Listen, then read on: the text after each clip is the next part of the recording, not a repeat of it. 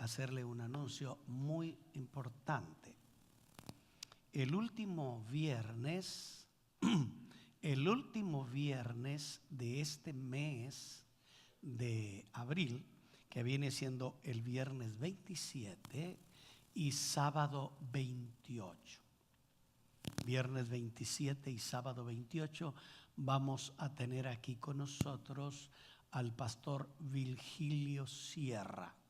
Él viene de acá de la Florida, dirige la iglesia vertical y la pastorea y va a estar con nosotros para un taller muy importante con todo el liderazgo. El viernes por la noche estamos aquí en el santuario, y en lugar de tener un culto así normal de muchos coros o cantos y muchos avisos, tenemos un entrenamiento especial sobre el proyecto Crecer, proyecto Grow, el proyecto de crecimiento. Y es el viernes por la tarde. Vamos, hermanos, a hablar esta mañana acerca del poder del Evangelio, con el subtítulo El Señor del sábado. Hay mucha polémica y controversias respecto a ese famoso día de reposo. Analizamos algunas cosas. Si usted mantuviera su Biblia abierta, en el capítulo 11 y el versículo 25 comienza de una manera singular. Dice, en aquel tiempo. Los últimos 6 versos del capítulo 11 comienzan diciendo, en aquel tiempo. Y el capítulo 12 comienza también diciendo, en aquel tiempo. Así es que entre el final del capítulo número 11 y el principio del capítulo 12 hay una conexión doble. Primero la frase en aquel tiempo, que está en 11:25 y en 12:1, nos hace recordar. Aun cuando las palabras son indefinidas, indican de alguna forma que los acontecimientos que introducen en esta escena no pueden haber estado muy alejados uno del otro. Puede haber sido el día anterior la mención de 11:25 y luego el día siguiente 12:1, o puede haber sido 2 días anteriores o a lo mejor el mismo día. Comienza diciendo, en aquel tiempo iba Jesús por los sembrados. Segundo, en esta cuestión, en segundo lugar, en cuanto al contenido del material del capítulo 12 que hemos leído, la carga del legalismo impuestos por los religiosos judíos, de los cuales Jesús promete liberar a todo aquel que venga a Él. 11:28 al 30 dice, venid a mí todos los que estéis trabajados y cargados. El Señor Jesucristo habla de darnos descanso verdadero y paz justa si echamos toda nuestra carga sobre Él. Pasaje que muestra que sobre los hombros de la gente del pueblo de Israel se había puesto una pesada carga de reglas y preceptos.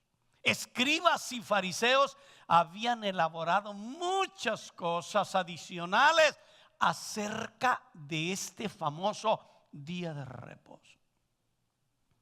En Mateo 11:20 al 24 se rechaza de una manera interna, no exteriorizada, se rechaza a Jesús como Mesías. Y de parte de los dirigentes de Israel marcan una fobia, un rechazo, un antagonismo sordo, así como en murmullos, Ellos, con un corazón endurecido y llenos de orgullo, los escribas y los fariseos le decían a Jesús de mil maneras: no te queremos. Y a partir del capítulo número 12, el rechazo se exterioriza, sale del corazón y se hace oficial. La decisión que ellos tomaron en el capítulo 11 sigue su curso hasta el capítulo 12 al 20.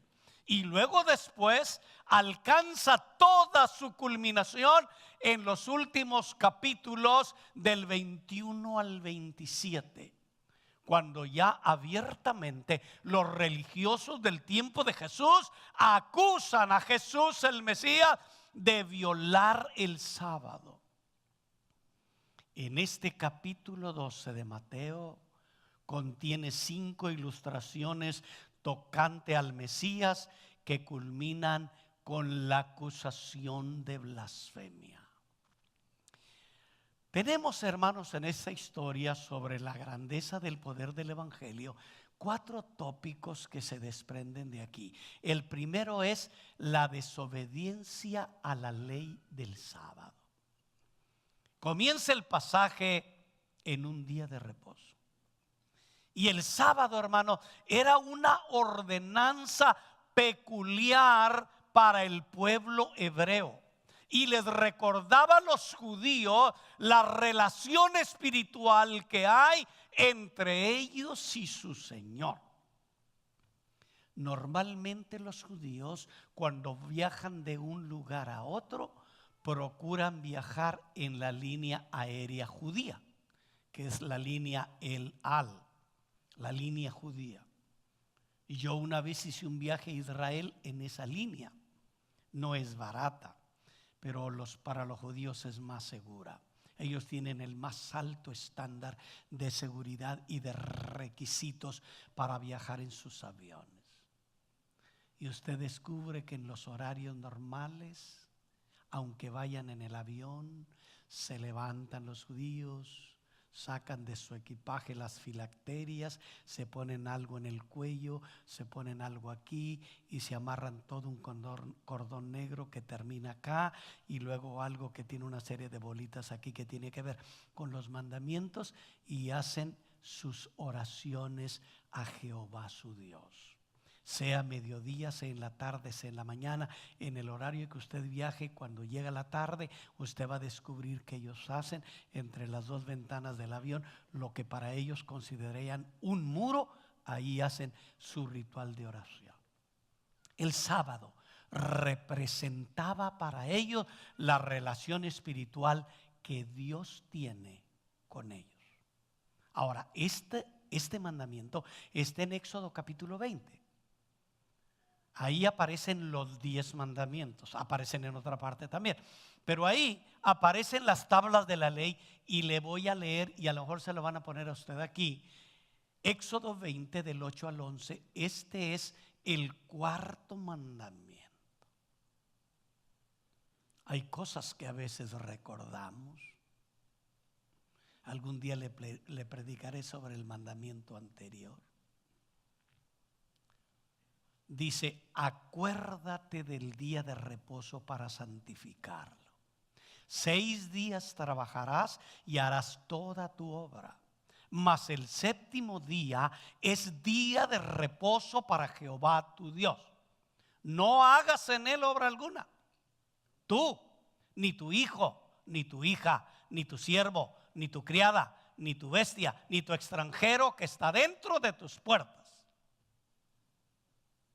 Está enérgico el mandamiento, hermano. No hagas ninguna obra, ni tú, ni tu hijo, ni tu hija, ni tu siervo, ni tu criada, ni tu bestia, ni ningún extranjero que more dentro de tus puertas. Porque 6 días hizo Jehová, en 6 días hizo Jehová los cielos y la tierra, y el mar y todas las cosas que en ellos hay. Y reposó el 7º día. Por tanto, Jehová bendice el día de reposo y lo santifica. Eso es literal, letra por letra, el mandamiento número 4. El sábado era de suma importancia para la vida religiosa de la nación de Israel, porque era una institución divina que formaba parte de la Torá, de la ley de Moisés. Era un día dedicado a Jehová y estaba prohibido trabajar, llevar cargas, viajar, comerciar. Usted encuentra eso en Levíticos 17:21, Éxodo 16:29, Nehemías 10:31, 13:15 al 19. El sábado era un día de alegría para los judíos, Éxodo 10:10, un día de alegría para el pueblo de Israel. Y en el tiempo de Jesús, tanto los dirigentes religiosos como el pueblo habían profanado el día de reposo. Y la adoración de ellos era una adoración vacía, nula, insubstancial, ritual.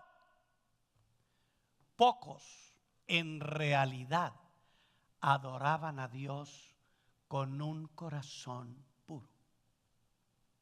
Y para que usted tenga la bienaventuranza del Señor, hay que tener un corazón puro. ¿Ha leído las bienaventuranzas? Bienaventurados los de limpio corazón, porque ellos serán saciados. Ana, llena de angustia, fue al templo, dobló su rodilla, invocó a Dios con todo su corazón. Dijo: no puedo más, Señor, mi esterilidad me mata, la crítica mordaz de Penina me agobia y el peso va más allá de mi resistencia. Dame un hijo, y si tú me lo das, yo te lo devuelvo y lo traigo a ti para que te sirva toda la vida. Y Dios escucha a los de corazón puro. El profeta Elí le dijo: ve, mujer, y Jehová conceda tu petición. Y dice la Biblia que al poquito tiempo, ella quedó embarazada. Nació un lindo bebé que le puso Samuel. Y después de haberlo destetado, para nuestro tiempo diríamos unos 3 años, fue el único tiempo en que ella lo disfrutó, porque había hecho una promesa a Dios. Y vino y se lo trajo al profeta en el templo y le dijo: este es el hijo por el que yo pedía, y aquí te lo vengo a dejar. A lo mejor él se asustó porque ya no veía bien y estaba medio sordo a causa de la edad ya. La Biblia dice que había perdido la visión, y la visión espiritual y también la visión física. Yo digo: mujer, ¿y yo qué culpa tengo que te hayas embarazado? Cuida a tu bebé. Dijo: no, yo le hice una promesa a Dios y aquí está. Y Samuel se quedó a vivir en el templo todos los días de su vida. No sé si usted haría eso, o si a la mera hora se arrepiente y dijo: no, es como que nunca había tenido y ahora que tengo. Dicen que el que nunca ha tenido, cuando tiene se vuelve loco. No sé si será cierto. Pero ella, bien cuerda, vino y le dijo: Señor, esto es el sábado, hermano. Era de suma importancia para la vida religiosa de la nación, trascendental. Y es evidente que los fariseos y los escribas y los religiosos de Israel vigilaban de cerca a Jesús y a sus discípulos. De otra manera, es difícil explicar el contenido de este capítulo. ¿Cómo saben? ¿Cómo saben que los discípulos arrancaban granos de trigo y se los comían? Dice: en aquel tiempo iba Jesús por los sembrados en un sábado, en un día de reposo, y sus discípulos tuvieron hambre. y comenzaron a arrancar espigas y a comer. En la época de Jesús, hermano, los campos de trigo de las tierras cultivadas en Palestina eran largas franjas angostas. La tierra entre cada franja donde estaban los sembradíos había el camino, que era el lugar donde cualquiera podía transitar. Y por uno de esos caminos, entre los campos de trigo, era por donde caminaban aquel sábado Jesús y sus discípulos. Y es que en eso es que sucedió este incidente. No hay, hermano, ninguna sugerencia que indique que los discípulos estaban cometiendo un robo. La ley establecía de manera clara que el viajero hambriento tenía derecho a hacer lo que hicieron los discípulos, mientras que usara las manos para arrancar el trigo y no la hoz de cortarlo. Lo lee usted en Deuteronomio 23, 25. Dice: cuando entres en la mies de tu prójimo, podrás arrancar espigas con tu mano, mas no aplicarás hoz a la mies de tu prójimo. La ley justificaba a los discípulos, pero por alguna razón estos hombres habían hecho de la ley una carga tan pesada, porque habían agregado un montón de cosas muy propias solo de ellos. Según los escribas y los fariseos, la falta de los apóstoles no era que habían arrancado espiga y que habían comido los granos de trigo, sino que lo habían hecho el sábado. La ley del sábado, hermanos, era muy complicada y estaba llena de detalles para ello. El mandamiento prohíbe trabajar en sábado, pero quienes interpretaban la ley no se sentían satisfechos con aquella prohibición. Así es que habría que definir qué es trabajo. De manera que ellos establecieron 39 acciones básicas que estaban prohibidas en sábado y que de ninguna manera aparecen en los mandamientos. Cosechar, desgranar, trillar, preparar comida, llevar cargas. Ahora, ¿y llevar cargas qué es? ¿Quién nos define qué es llevar una carga? Bueno, para ellos, para que le quede claro la forma tan arbitraria y tan injusta y tan pesada en que ellos hacían sus complicadas normas, cargar para los religiosos del tiempo de Jesús era cargar cualquier cosa que pesara menos que 2 higos. ¿Usted sabe lo que pesan 2 higos? Yo no los he pesado, pero pues son tan chiquitos, ¿verdad?, que es más fácil comérmelos que pesarlos. Y usted también, yo creo. Bueno, llevar una carga más pesada que el peso de 2 higos ya era carga y ya se estaba profanando el sábado. Qué complicados somos los hombres, ¿verdad, hermano? Los seres humanos. El Señor Jesucristo los condenó muchas veces y les dijo: ¿por qué invalidáis el mandamiento de Jehová por vuestras tradiciones? Invalidáis la gracia, la libertad, la bendición, porque el sábado fue hecho para que fuera bendición y no para que fuera una maldición. Aquí aparece el clamor de la necesidad. La necesidad, hermano, no tiene ley. No tiene ley. Por eso un eslogan muy popular dice que el estómago es el causante de todas las más grandes revoluciones. ¿Cuántos conflictos ha visto en la televisión en Venezuela?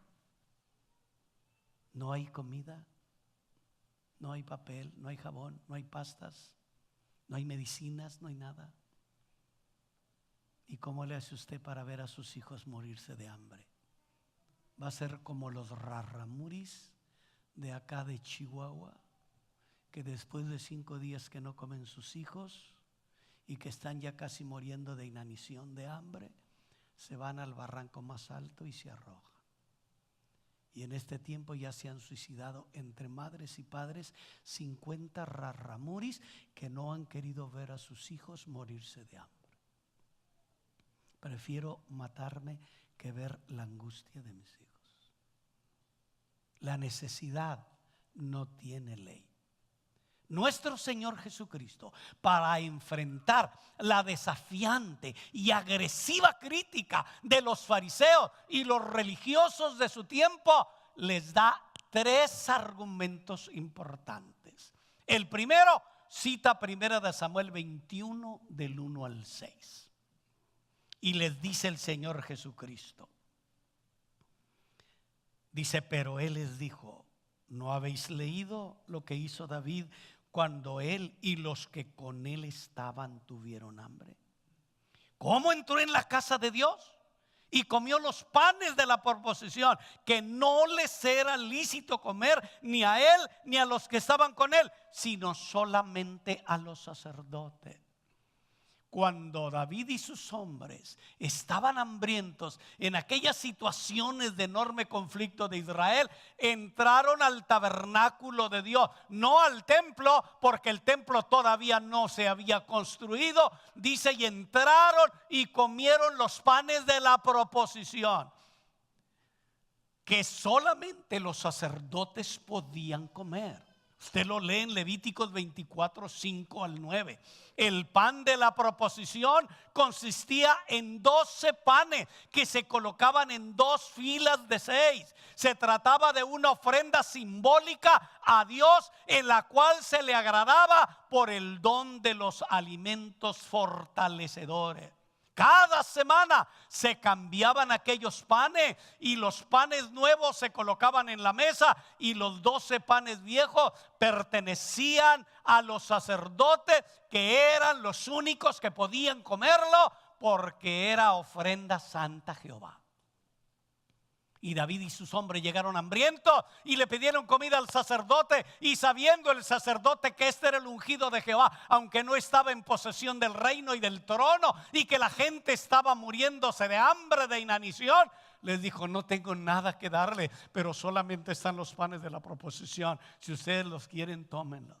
No sé cómo repartió David aquellas 12 piezas de pan, 12 horgazas, para repartirle entre sus soldados.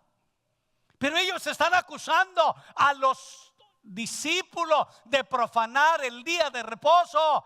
Y el Señor les habla acerca de David, cómo lo profanó y fue sin culpa. Porque el sábado se hizo por causa del hombre, y no el hombre por causa del sábado. Si usted es muy fiel a nuestro Shabbat, a nuestro domingo, y usted viene a los cultos y todo, no se pierde ni una escuela dominical, y tampoco por la tarde, y a la hora de la escuela dominical se muere su hijo, se enferma su hijo y hay que llevarlo al hospital. Va a decir: lo siento, hijo, aquí quédate, estás muy malo, tienes mucha calentura, estás sirviendo y te ves muy mal, pero tengo que ir a la escuela dominical. Y después de que oiga el sermón tan largo que predica el pastor Rubén Pérez, regreso, y si todavía estás vivo te llevo al hospital. ¿Quién haría eso, hermano? ¿Usted cree que Dios iba a justificar eso? Es más la vida que la comida y el cuerpo que el vestido. El sábado es hecho para que nosotros seamos bendecidos, no para que sea una maldición. El Señor sigue atacando la dureza del corazón de los hombres y les habla acerca de los sacerdotes y el día de reposo, de su trabajo. Y luego les dice: ¿o no habéis leído en la ley cómo en el día de reposo los sacerdotes en el templo profanan el día de reposo y son sin culpa? ¿No has leído en la ley eso? Los sábados rituales, los sábados ceremoniales, los sábados de grandes ofrendas para Dios, las ofrendas de paz, las ofrendas de penitencia, las ofrendas diversas. No lo has leído. Los sacerdotes tenían enorme trabajo cuando el Señor Jesucristo les enseña acerca de la ley y les dice que ellos no habían leído con entendimiento. El sábado lo estaban haciendo ellos una carga terrible y lo estaban profanando de una manera brutal. Y el Señor Jesucristo les habla del trabajo. Los sacerdotes no matan ovejas, no matan bueyes, no matan cabritos, no ofrecen panes, no hacen todo este trabajo, o lo hacen así a través de la mente, a través del pensamiento. Trabajan en sábado y son sin culpa. Y eso era claramente enseñado en la ley de Moisés. La adoración al Señor incluso si implica obras que se deben de seguir adelante. En esos casos la violación de la ley del sábado no solo era permitida, sino también era mandada. Dicho de otra manera, la ley puede quebrantar la ley. Y la más grande ley que tenemos es la ley de Dios. Y Él tiene todo el poder de hacer lo que Él quiera. ¿O no, hermano? El error de los religiosos, de los fariseos y los escribas consistía en que no solo elevaban la elevación de la tradición por encima de la ley escrita de Dios, sino que también pasaban por alto las mismas escrituras, dándole prioridad a ciertas escrituras por encima de otras. Y todo este libro es perfecto y completo. Esta es la ley de Dios desde Génesis hasta Apocalipsis, del capítulo número 1 hasta el capítulo 1189, de Génesis 1 hasta Apocalipsis 22. Este es el libro de Dios, palabra fiel y digna de ser recibida por todos. Finalmente, el Señor Jesucristo censura a los religiosos porque eran lectores superficiales de las escrituras. Y luego les dice Él, en el verso 6, yo les digo que uno mayor que el templo está aquí. Uno mayor que todo lo que ustedes censuran y critican y profanan y mancillan y ultrajan. Uno mayor está aquí. Qué tremenda declaración de Jesús contra aquellas gentes. Y en el verso que sigue 7 dice: si supieses qué significa misericordia quiero y no sacrificio, no condenarías a los inocentes. El Señor ahora está llamando a los discípulos que ellos los hacían culpables, detractores, infractores de la ley de Dios. Dice: estos son inocentes. El Señor sigue realizando una crítica seria de sus conocimientos de las Escrituras. Y por ello le cita Oseas 6:6. Porque misericordia quiero y no sacrificio, y conocimiento de Dios más que holocausto. ¿Quiere el Señor sacrificio? Sí. ¿Quiere ofrendas? Sí. ¿Quiere dádivas? Sí. Y luego cuando Saúl le dijo: Señor, a Samuel el profeta, no te enojes. El pueblo perdonó todo el ganado. Todo ese mugir de vacas son las más gordas. Todas las ovejas que ves, las más rechonchas y bendecidas, las separaron para sacrificar a Jehová. Y le dijo el Señor: ¿tú crees que Jehová se agrada más de los sacrificios que se le obedezca? Porque como pecado de adivinación y de hechicería es la desobediencia, y cualquiera que hace eso. Hay un sinnúmero de normas importantes que Dios quiere que guardemos, pero hay otras que son más superficiales. Y hay otras que les damos un retoque nuestro. Es que yo así interpreto el domingo, así interpreto el culto, así interpreto aquello. Y le damos interpretación a todo. Este es el mejor intérprete. Porque el Antiguo Testamento se revela en el Nuevo. Y el Nuevo está escondido en el Antiguo. Y Jesús vino a revelarlo. A Nicodemo le dijo: ¿no sabes algo de Moisés? ¿No sabes algo del desierto? ¿No sabes algo del pecado de la gente? ¿No sabes algo de la cruz que levantó allá? Pues como Moisés levantó la serpiente en el desierto, el Hijo del Hombre será levantado, para que todo aquel que en él cree no se pierda, mas tenga vida eterna. El Antiguo está revelado en el nuevo. Y el nuevo está escondido en el antiguo. El conflicto es entre la práctica de la misericordia y la mezquina y legalista piedad de los fariseos, que estaban tan dispuestos a condenar a quienes no obedecían estrictamente la letra de ellos. Por eso Jesús dijo: la letra mata, mas el espíritu vivifica. Y ya en el Antiguo Testamento el gran profeta dijo: no se alabe el sabio en su sabiduría, ni el fuerte en su fortaleza, ni el rico en su riqueza. Alabes el que subiera de alabar en conocerme y entenderme, que yo soy Jehová, que hago misericordia, justicia y juicio, porque esas son las cosas que yo quiero que hagan. ¿Por qué te voy a devorar? ¿Por qué te voy a destruir? ¿Por qué te voy a hacer daño? ¿Por qué te voy a predisponer? Dios quiere misericordia de parte mía para ti y misericordia de parte tuya para mí, y unos con otros. Aleluya.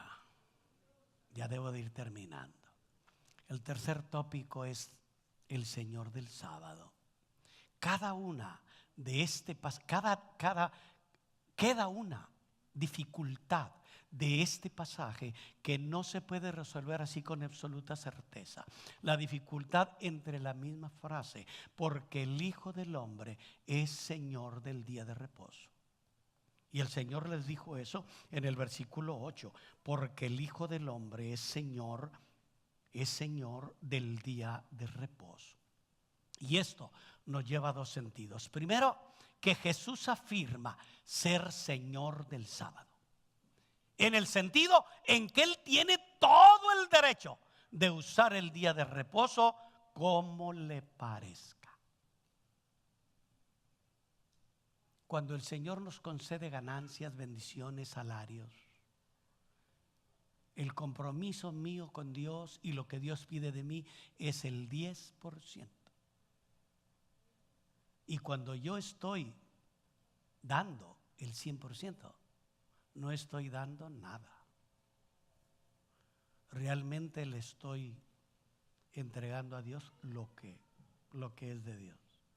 Es cuando doy después del 10% que le estoy dando algo a Dios, porque el 10 siempre es de Él.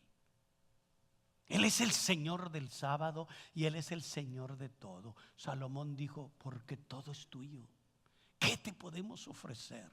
Todo es tuyo, y de lo recibido de tu mano, de eso te damos, Señor. Esta frase tiene ese sentido. Jesús primero afirma ser Señor del sábado y tiene derecho del 90 que usted tiene y que ese es suyo. Regálelo, tírelo, dónelo, haga lo que usted quiera. Pero del 10 no podemos tocarlo sin caer en la maldición de Malaquías 3:10. Ya hemos visto, hermanos, que la santidad del trabajo del templo superaba e ignoraba las reglas y las normas del sábado. Jesús acaba ahora de afirmar que en Él hay algo mayor que el templo. Uno mayor que el templo. Los templos son buenos, sí, hermano. Y son bonitos, sí. Pero son para ser instrumentos solo, para que mi corazón le rinda culto y honor al que vive para siempre. Y hay templos de paja, y templos de piedra, y templos dorados, y templos de mil cosas. La segunda apreciación es que es necesario destacar que en esta ocasión Jesús no se defiende a sí mismo por algo que él haya hecho en día de reposo. Está defendiendo a sus discípulos, y hay que señalar que la autoridad que revela en este incidente no es tanto su propia autoridad como la necesidad humana. Y hay que señalar que cuando Marcos relata este incidente, dice: el día de reposo fue hecho para el hombre y no el hombre para el día de reposo. Hermanos, de lo dicho anteriormente, ninguno de ustedes debe concluir que el Señor minimiza la importancia del día de reposo. Tampoco debe concluir que Jesús intenta echar por tierra la ley de Moisés. Todo lo contrario, el Señor defiende la ley. Recuerde que nació bajo la ley y vivió bajo la ley. El Señor no tolera que los fariseos malinterpreten la función del día de reposo. Por eso les está dando toda esta serie de instrucciones y clarificando en sus mentes el verdadero concepto de Dios para el día sábado y para el hombre. H. Zelensky, que fue un escritor alemán singular, dice: como Señor del sábado, Él sería el primero en condenar toda violación del sábado. Como Señor del sábado, ahora condena la perversión que los fariseos habían hecho del sábado. Y cuando Él dice que soy Señor del sábado, tiene mucho que ver cuando Él dice: uno mayor que el templo está aquí. El sábado y el templo van juntos. Jesús mantiene en estas dos frases: uno mayor que el templo está aquí y yo soy Señor del sábado. Jesús mantiene la integridad de ambos y libera a ambos. Al sábado y al templo los libera de la perversión judía que habían hecho los religiosos de su tiempo. El Verbo eterno, el Dios encarnado, la segunda persona de la Santísima Trinidad, quien es tomado con características humanas para poder pagar por nosotros, y como Mesías y Señor soberano, tiene toda la autoridad y la toma para interpretar la función y el uso correcto del día de reposo. Los fariseos habían impuesto una pesada carga y un yugo enorme con sus tradiciones. Mateo 11:28, Jesús dijo: yo he venido para que ustedes tengan descanso. Venid a mí, que esté trabajado y cansado, y yo lo haré descansar, y mi yugo les será fácil. Los fariseos apelaban a las tradiciones, Jesús apelaba a la verdad. Ellos apelaban a sus ritos y ceremonias, Jesús apelaba a la regeneración y a la verdad. Y déjeme concluir en 5 minutos, yo creo. Finalmente, la ley y el amor. Dice el versículo número 9: y pasando de ahí, se entiende que siguiendo caminando vino, dice, a la sinagoga de ellos. Y he aquí había ahí un hombre que tenía seca una mano. Y le preguntaron a Jesús para poder acusarle, como diciendo: ya nos descuartizó, ya el Mesías nos hizo pedazos, ya el Mesías arrancó tantas cosas que para nosotros eran lo más trascendental, pero no las va a pagar. Y estaba ahí un hombre que tenía una mano seca, y dice la Biblia que le preguntaron a Jesús para tentarle, para provocarle, para acusarle: ¿es lícito sanar en día de reposo? Y él les dijo: ¿qué hombre habrá de vosotros que tenga una oveja, y si ésta cae en un hoyo, en día de reposo no la saca? ¿No le echa mano y la levanta?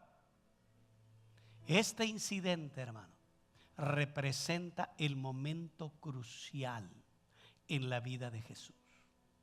Aquí Jesús desobedeció en público y de manera deliberada el sábado,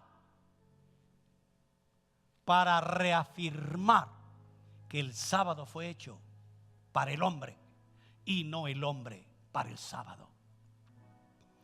El resultado fue que se reunieron los más altos jerarcas religiosos del judaísmo, fueron convocados con el único propósito de buscar cómo eliminar a Jesús. No podemos, en medio de todo lo que el Señor Jesús dice y lo que hace y lo que enseña y lo que instruye, no podemos entender la actitud de los ortodoxos judíos a menos que entendamos la seriedad sorprendente con que ellos observaban la ley del sábado. Cuando va usted a Jerusalén y se para ahí en el muro de los lamentos, va a ver la seriedad que ellos tienen. Cuando va usted a una de sus sinagogas en sábado, va a ver la seriedad que ellos tienen. Para ello, aplanarle el botón al elevador para que lo lleve al tercer piso donde está la sinagoga es trabajar. Y si le aplana, está pecando, está infringiendo el sábado. Y si usted anda en silla de ruedas y tiene problemas para subir escalones y todo, y es un grave riesgo que lo suba, no puede pecar. Ellos hicieron del botón del elevador un pecado, hermano. Estos judíos raros eran así. La ley del sábado prohibía todo trabajo ese día, y los judíos ortodoxos tomaban tan en serio esa ley que preferían morir literalmente antes de desobedecerlo. ¿Ha leído usted ha oído o leído la historia de algunos de los arrianos, modernos testigos de Jehová? Mi hijo necesita una transfusión. Pero ponerle sangre de alguien más es pecado. Y es pecado mortal. Pues ¿cómo no va a ser pecado mortal? Se le va a morir el hijo. Nomás por eso sería pecado mortal. Pero ellos lo interpretan así. Ellos lo describen y lo entienden así. Mire la seriedad para ir cerrando ya esto. En la época de la rebelión de Judas Macabeo, que es una situación que sucedió entre los dos testamentos en los 400 años de silencio, algunos judíos bajo la rebelión de Judas Macabeo se refugiaron entre las cavernas del desierto. Antíoco Epífanes mandó una legión de hombres que atacara a todos estos judíos, y el ataque se llevó en día sábado. Y esos judíos insurgentes murieron sin un solo gesto de desafío o defensa, porque pelear en sábado hubiera significado quebrantar el sábado. Que nos mate. A ver, viejita, amor de mi vida, hasta para acá. Aquí juntitos, que nos claven la espada. Trae los hijos que vengan para acá. Porque para ellos la interpretación era así. Al ser atacados, no replicaron, no arrojaron piedras, ni se atrincheraron en sus cuevas. Dijeron: muramos todos en nuestra rectitud. El cielo y la tierra, después de todo, son testigos de que nos matan injustamente. Y así murieron ellos, sus mujeres, sus hijos, sus ganados, más o menos unas 1000 personas. Si va a Jerusalén y llega a Masada, se va a sorprender de la bella historia que hay ahí. Los romanos no podían llegar a aquel enorme bloque de piedra allá arriba donde se habían refugiado los judíos, porque las legiones romanas los perseguían. Y ellos comenzaron a hacer terraplenes, así montones de tierra enorme, para ir subiendo y llegar allá. Y no podían, porque desde arriba los judíos se defendían con una gran calidad.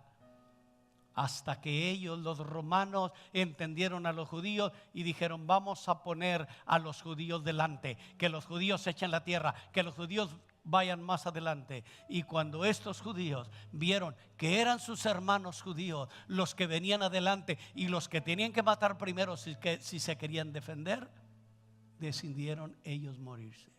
y en un holocausto masivo de unas 900 a 1200 personas, tomaron la decisión de quitarse la vida todos. Los romanos llegaron arriba y no disfrutaron de ningún triunfo, porque ellos allí en Masada se habían quitado la vida, porque para preservar la vida tenían que matar a sus hermanos judíos que venían de abajo.